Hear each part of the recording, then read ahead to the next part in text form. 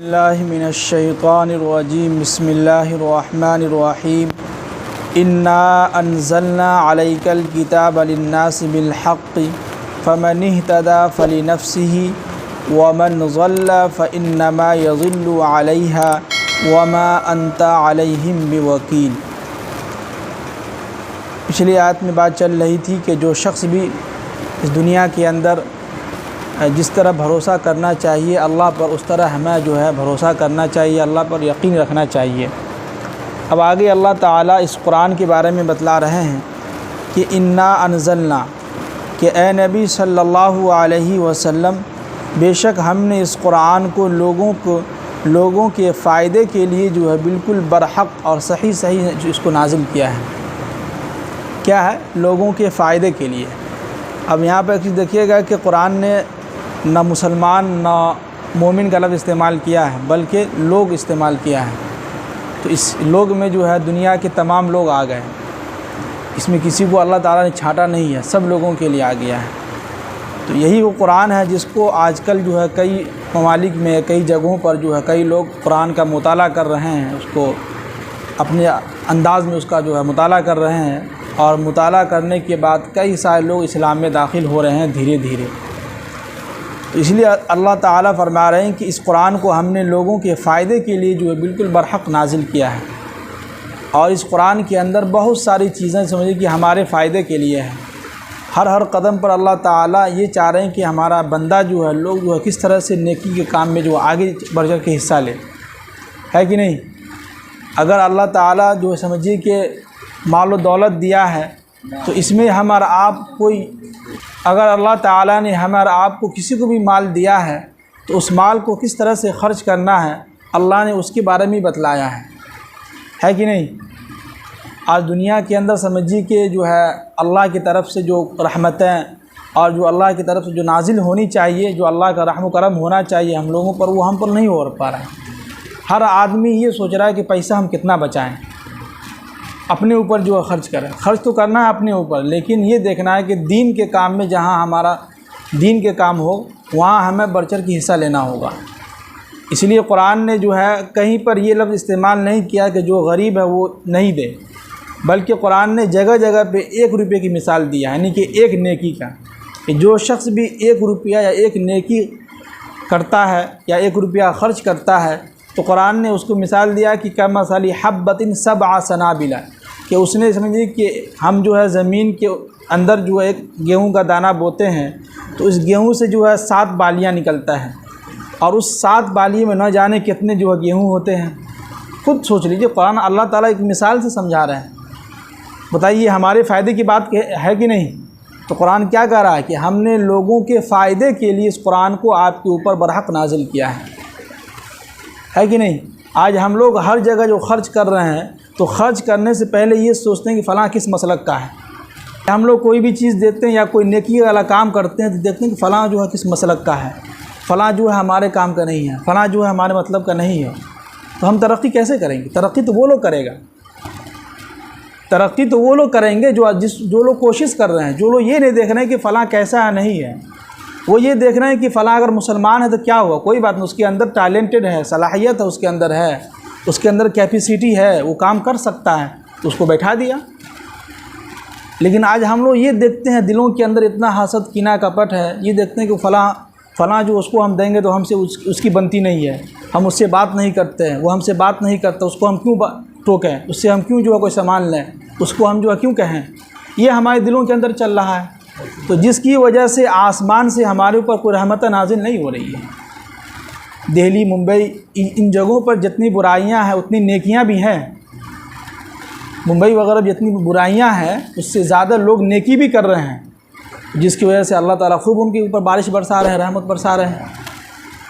تو جہاں ہم نیکی والا کام کریں گے تبھی ہمارے اوپر رحمت نازل ہوں گی۔ صرف دعا کرنے سے، چیخنے سے، چلانے سے، دوسروں سے کہنے سے کچھ نہیں ہوگا، ہمیں اپنے دلوں کو صاف کرنا ہوگا۔ اس لیے قرآن بار بار صدقے کے بارے میں ذکر کر رہا ہے۔ اب یہ صدقہ کوئی صحابہ نے پوچھا کہ اللہ کے نبی جو غریب ہے وہ کیا کرے؟ تو اللہ کے نبی نے کہا کسی سے بات کرنا میٹھے الفاظ میں یہ بھی صدقہ ہے، کسی کو سلام کرنا یہ بھی صدقہ ہے، راستے میں جو تکلیف دہ چیز ہے، اینٹا ہے، پتھر ہے، کوئی بھی اس کو ہٹا دینا، وہ بھی صدقہ ہے کہ نہیں؟ کوئی ضروری نہیں ہے کہ پیسہ جس کے پاس ہے وہی خرچ کرے۔ تو ہمارے سامنے جب بھی نیکی والا کام ہو، جہاں کہیں بھی اس طرح کا اجتماع ہو، تو ہمیں بڑھ چڑھ کے حصہ لینا ہوگا اور ہمیں وہاں خرچ کرنا چاہیے۔ یہی دو کام ایسے ہیں جن کی وجہ سے دنیا کے اندر یہ اسلام پھیل رہا ہے اور پھیلے گا بھی۔ وہ ہے جماعت کا کام، تبلیغ والا کام۔ آپ کو یقین نہیں ہوگا، آپ کو کہیں گے کہ امام صاحب ایسے ہی بول رہے ہیں، نہیں، دنیا آپ گھومیے، کتاب کا مطالعہ کیجئے۔ جب تک ہم کتاب کا مطالعہ نہیں کریں گے، کتاب کو پڑھیں گے نہیں، اگر نہیں آتا تو کم سے کم سنیں تو صحیح یوٹیوب پر کہ ایسے ایسے واقعات اس جماعت کی وجہ سے وہ کئی ایسے لوگ ہیں جو بہت گمراہی کے راستے پر تھے، کئی سالوں سے شراب پی رہے تھے، لیکن 3 دن کی وقت لگایا، 3 دن کی جماعت میں نکلے تو اللہ نے ایسا دل پھیرا کہ 40 دن اور سال میں ایک مرتبہ ان کا چلہ لگ رہا ہے۔ تو اسی کام کی وجہ سے ہندوستان کے اندر یہ جماعت کا کام، یہ مدارس ابھی ہمارے ہندوستان کے اندر جو مدارس چل رہا ہے، انہی دونوں کی وجہ سے، اسی وجہ سے ہندوستان کے اندر ابھی سمجھیے کہ اللہ کا شکر امن و سکون ہے۔ اب اگلے 5 سال میں کیا ہوگا وہ اللہ ہی کو معلوم ہے۔ کیا ہوگا؟ ہمارے اعمال اتنے خراب ہیں، ہم خود اس پر عمل نہیں کر رہے ہیں، خود ہم اللہ کے نبی کے احکام پر جو عمل نہیں کر رہے ہیں، اللہ کے نبی کی سنتوں پر عمل نہیں کر رہے ہیں، جو اللہ کے نبی نے اتنے سارے واقعات جو ہے صدقہ کرنے کے کتنے ثواب بتائے ہیں کہ 70 بلائیں انسان کی ٹل جاتی ہے، ختم ہو جاتی ہے انسان کی۔ اس میں ہم نے جو ہے ترمذی کی کتاب کا مطالعہ کیا، حدیث کا کتاب کا، اس میں یہ ہے کہ انسان جب صدقہ کرتا ہے تو 2 چیزوں سے بہت بچ جاتا ہے۔ ان میں سب سے اہم یہ ہے کہ اچانک بری موت سے، ایکسیڈنٹ کی موت سے بچ جاتا ہے انسان۔ پھر اس کے اوپر جو ہے بہت ساری مصیبتیں جو ہوتی ہیں اس کو ٹل جاتا ہے، ختم ہو جاتا ہے۔ پھر انسان اپنے پیسے سے، اپنے خوشی سے خرچ کرنا چاہے تو جتنا ہو سکے ہم خرچ کریں۔ ابھی آپ کے ساتھ، لیکن ہم لوگ کنجوسی کر رہے ہیں، بخیلی کر رہے ہیں، اور اللہ تعالیٰ کو جو بخیل لوگ ہیں اللہ تعالیٰ ان کو پسند نہیں کرتے ہیں، اور بخیل لوگ جو ہے جہنم سے جو ہے بالکل قریب ہو جاتا ہے، اور جو سخی لوگ ہیں، سخی لوگوں سے اللہ تعالیٰ محبت کرتے ہیں اور جنت ان کے جو ہے قریب کر دیا جاتا ہے، جہنم اس سے دور، اس کو جو ہے دور کیا جاتا ہے جہنم۔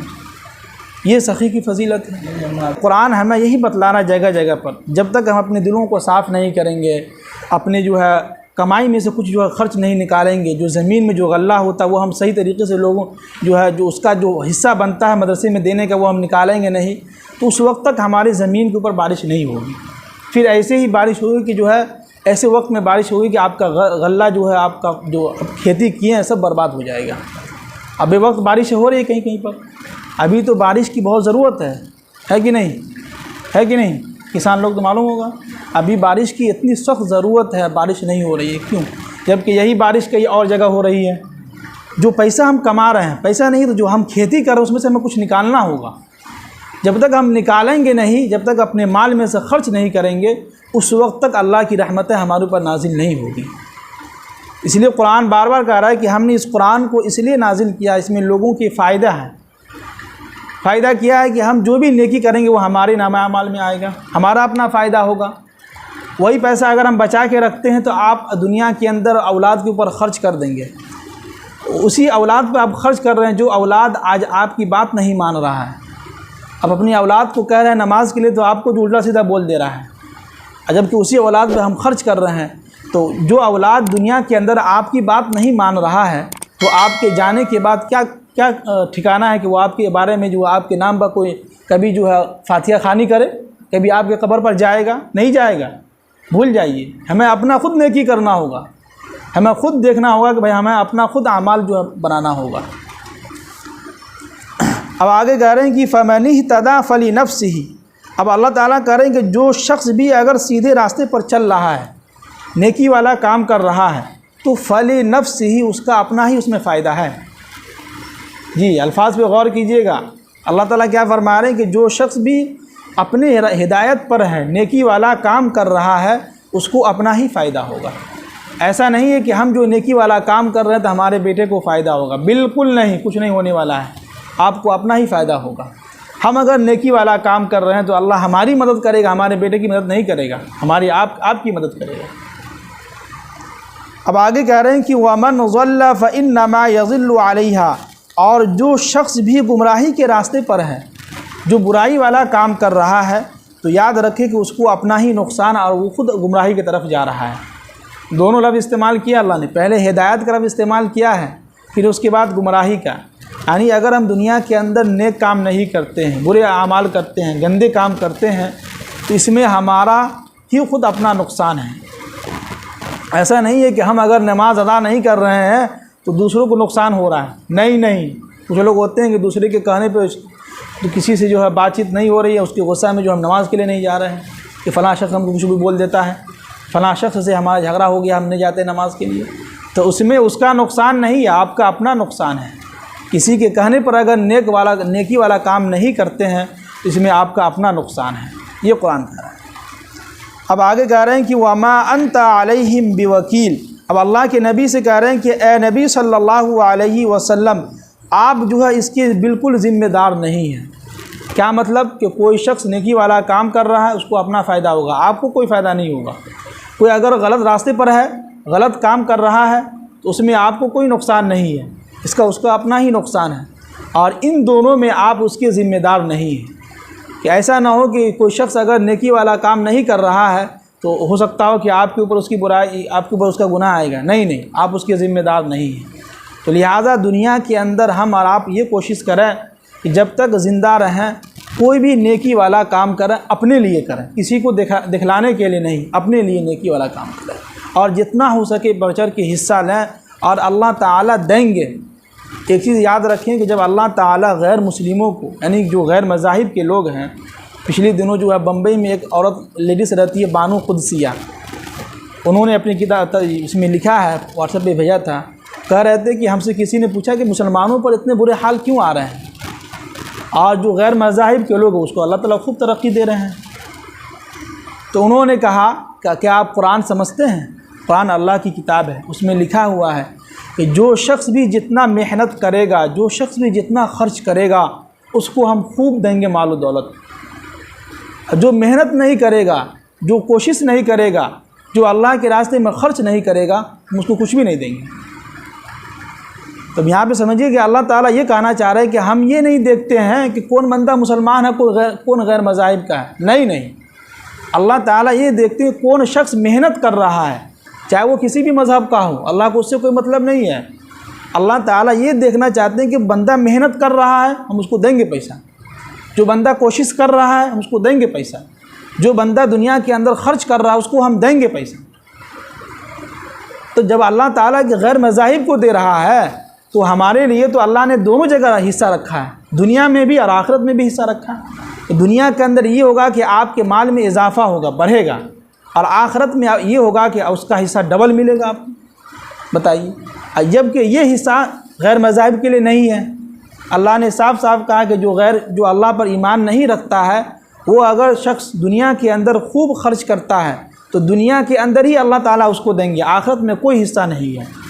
وہیں پر اللہ تعالیٰ ایمان والوں سے کیا کہہ رہے ہیں کہ اگر ایمان والا 1 روپیہ خرچ کرتا ہے تو کل قیامت کے دن اس کو ہم جو ہے اس کا 10 گنا جو اس کو جو ہے ثواب دیں گے۔ دیکھیے، اللہ تعالیٰ نے دنیا کے اندر بھی ہمارا حصہ رکھا ہے اور آخرت میں بھی حصہ رکھا ہے۔ تو ہم لوگ جو ہے جہاں کہیں بھی دین کے کام آئے، یہاں بھی جو ہے دین کے کام میں خرچ کرنے کی نوبت آئے تو ہم لوگ سب لوگ حصہ لیں بڑھ چڑھ کے، جتنا ہو سکے۔ جو باندھا گیا اس سے زیادہ دیں، اس سے کم نہیں، جو باندھا گیا ہماری کمیٹی کی طرف سے اس سے زیادہ دیں، تاکہ آپ کے مال میں اللہ تعالیٰ اضافہ کریں گے، برکت دیں گے، ہے کہ نہیں؟ سب لوگ عمل کریں گے انشاءاللہ۔ اللہ تعالیٰ ہم سب کو عمل کی توفیق نصیب فرمائیں۔